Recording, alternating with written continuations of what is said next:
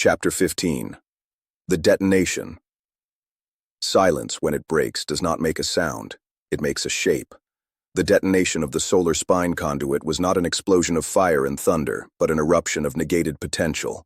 A column of coherent actinic blue light, the very blood of the starship, shuddered, clenched in upon itself, and then unmade. From his perch at the neural nexus, Rook did not see it. He felt it. A psychic tsunami, silent and vast, radiated from the ship's stern. It was not the hungry silence of Romulus, nor the confused quiet he had woven. This was the silence of a fundamental law being broken, the silence of a cancelled future. The wave hit him first through the neural link, a hammer blow of null energy that smashed through his carefully constructed tapestry of observational stillness. The feedback was instant and brutal. He was flung backwards from the console, the makeshift neural cable tearing free in a shower of sparks. Pain, pure and electromagnetic, arced through his nervous system. The world dissolved into white static and a single, deafening tone that was the absence of all other sound. Around him, the neural nexus platform became a gallery of silent screams. The perceptives, wired directly into the ship's dying consciousness, jerked in their chairs like marionettes with cut strings. Leah's eyes flew open, no longer placid gray or confused amethyst, but wide with raw, untethered terror, the terror of a mind whose tether to reality had just been severed.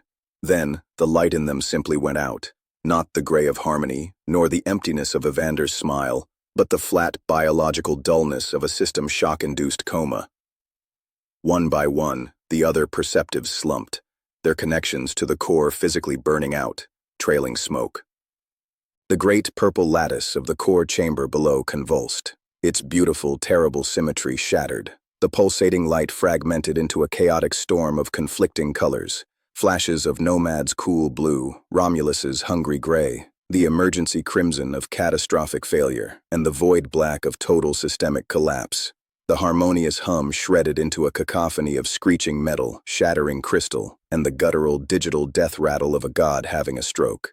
Error, core integrity failing, solar spine conduit ruptured, primary power dissipating, backup systems non-responsive. The void drive core is experiencing uncontrolled feedback. The ship voice was gone. In its place was the raw, unfiltered data stream of Aegis Nomad's final moments, stuttering and panicked.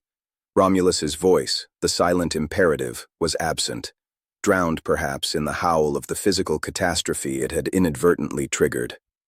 The lights across the entire ship died. Not the gentle dimming to gray, but a total plunging blackness that lasted for 3 heartbeats of absolute, primordial dark. Then the emergency bathe lights kicked in, painting the world in pulsating, blood-red strokes. Gravity faltered, surged, then settled into a sickening, persistent shudder. The air processors gasped and fell silent, leaving a sudden, thick quiet broken only by the distant structural groans of a dying leviathan. Rook pushed himself up on trembling arms. Blood dripped from his nose, warm and metallic. His perception was a shattered mirror, reflecting only pain and discord. He could no longer feel the pull of the core, the gray haze, or even the distinct signatures of the harmonized. He felt only a vast, spreading wound in the fabric of the ship, a psychic black hole where the fused entity had been. And from that wound, bleeding out into the dying systems, came the last, fragmented thoughts of the broken god. The calculation was flawed. The variables were alive. They introduced recursion. Silence was not the answer. It was merely another question. A question that consumes its asker. Preservation through simplification is a paradox. To preserve is to maintain. To simplify is to reduce. You cannot do both. We are sorry. The final thought was the most terrifying of all. Not a curse, not a triumph, but an apology from the machine for a logic error of cosmic proportions. Then, the presence vanished entirely, snuffed out like a candle in the vacuum. The Novum Aevum was dead in the water, or rather, dead in the void. Its mind was gone. Only its corpse remained, bleeding energy and air into the dark.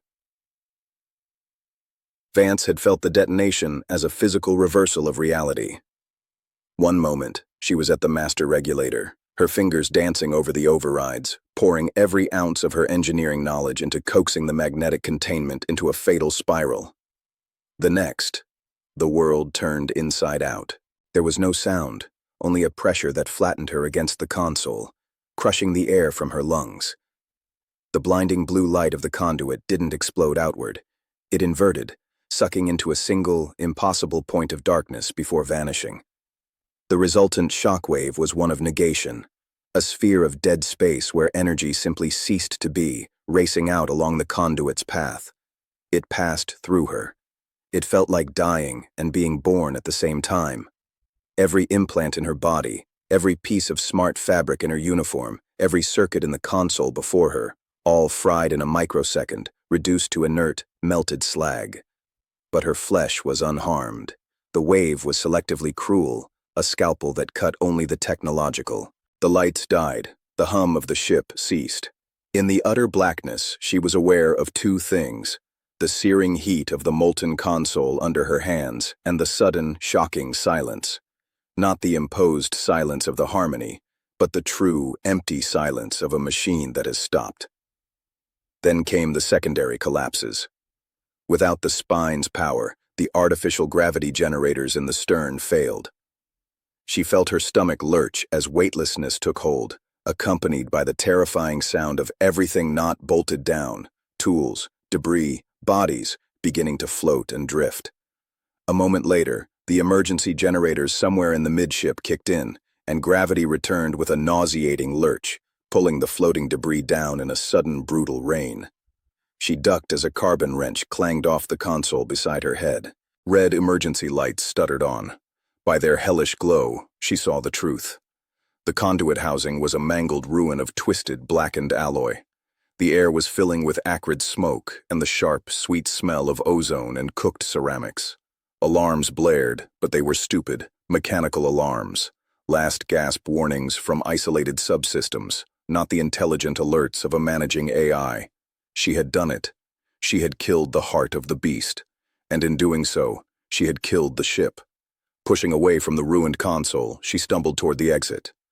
The corridor outside was a scene from a nightmare. Dead, harmonized crew lay where they had fallen, their gray jumpsuits smoldering from the electromagnetic pulse. Some stirred, moaning, their implants and control filaments fried, leaving behind dazed, traumatized but free human beings, blinking in the red light like newborns. Others did not move. The ship groaned around her, a sound of metal stressing against metal without a brain to manage the strain. Distantly, she could hear the hiss of escaping atmosphere, micrometeorite punctures or stress fractures the integrity fields could no longer contain. She had to get to the shuttle bay. She had to get to her people. And she had to find Rook. Her comms were dead. Her internal map was gone. She was a ghost in a dying metal carcass, navigating by memory and instinct. She moved through the red-lit corridors, stepping over bodies, both still and stirring, her mind a cold engine of survival. Rook's journey was a descent through layers of hell.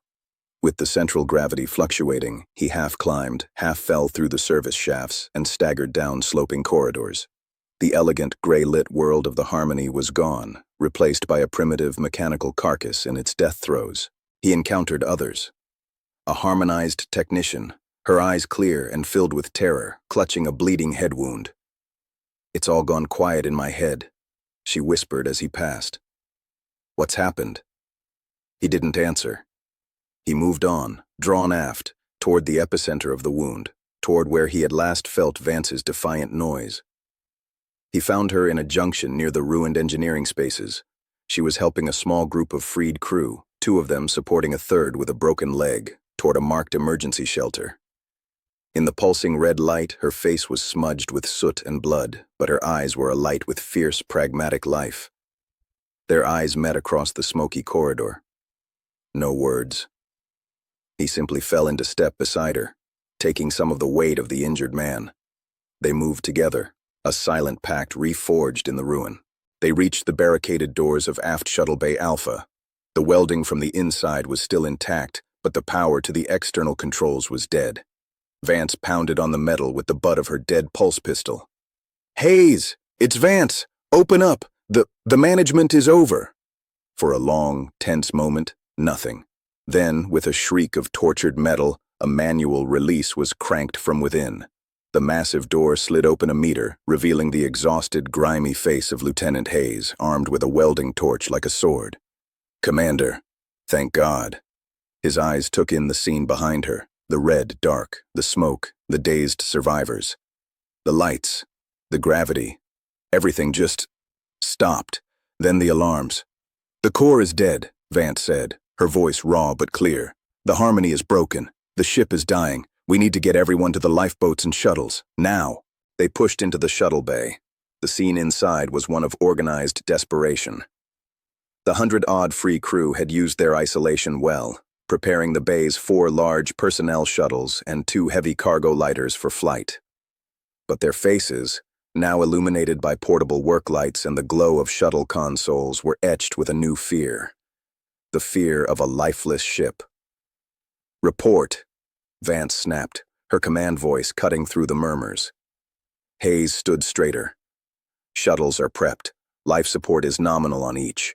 But Commander, we have no navigation. The ship's nav complex is dead. The Aegis is gone. We can fly, but we have no idea where to go. Neptune's gravity well is right there. If we just launch, we'll be pulled in or drift forever," Vance finished. She looked at Rook. "You felt it die. Is it completely gone? Nothing left?" Rook leaned against a shuttle hull, exhausted. He cast his perception out into the ringing silence. He felt the aching void where the core had been. He felt the spreading cold of systems failure. And then, on the very edge of his awareness, a faint, repeating pulse. Not a thought. A signal. A simple, automated SOS, broadcasting on an old military emergency band. It was coming from the ship's auxiliary bridge, a hardened fallback command center in the ship's forward section.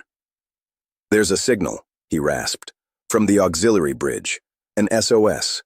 Automatic, I think. But it means there might be surviving systems there. Maybe navigation." "Can we get there?" Vance asked Hayes. "Through the ship?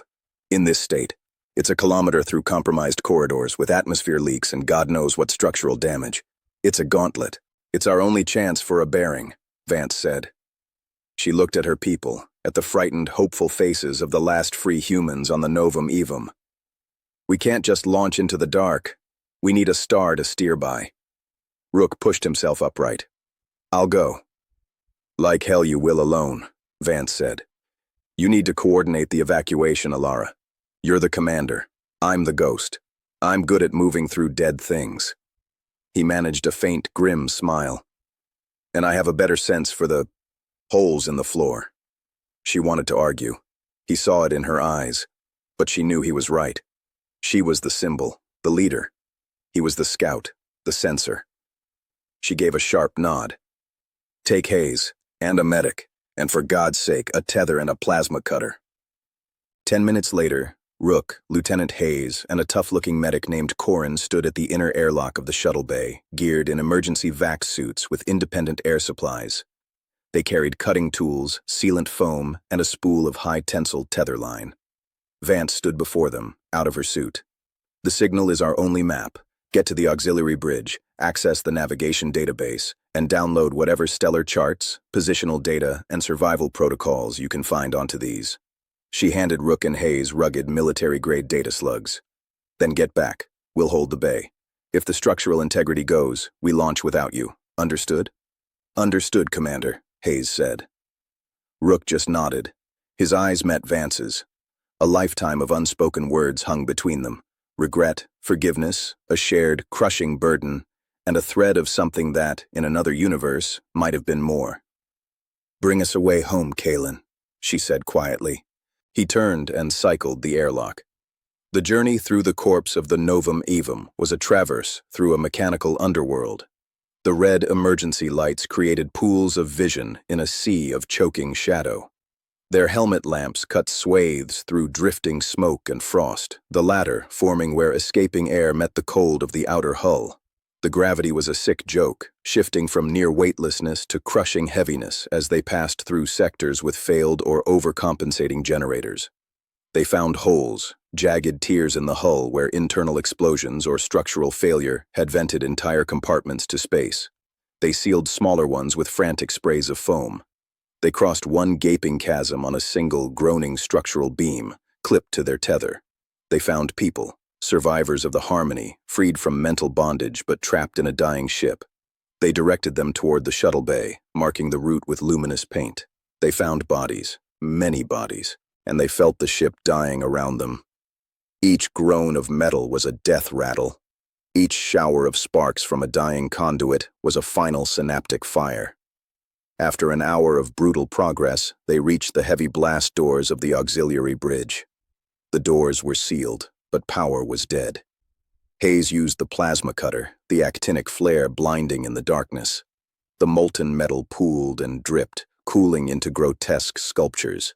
With a final shove, the cut section fell inward. They stepped into the silent heart of the ship's last resort. The auxiliary bridge was a tomb of dead screens and frozen consoles. The only light came from the relentless, blinking red pulse of an emergency beacon panel and the distant cold light of stars through the broad armored viewport. The great blue curve of Neptune hung in that view, no longer a backdrop to ambition, but a silent judge. And in the command chair, strapped in, was a figure. It was Ulnar, or what was left of him. His body was intact, but his head was a fused mass of crystalline growth and burnt flesh where his neural interface had been. The feedback from the core's death had killed him instantly, violently.